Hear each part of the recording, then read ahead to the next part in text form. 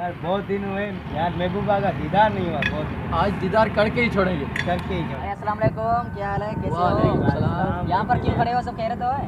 आज हम हमारी महबूबा के दीदार करने आए हैं। अच्छा, उधर से गुजरेगी।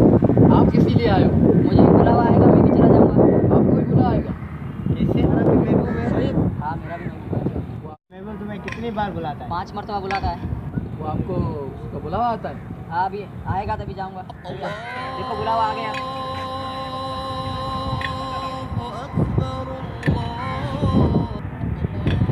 ठीक है, मैं लोग चलता हूँ।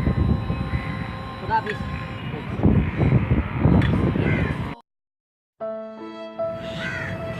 क्यों नहीं हम भी चले चलो, हम भी चलेंगे नमाज पढ़ने।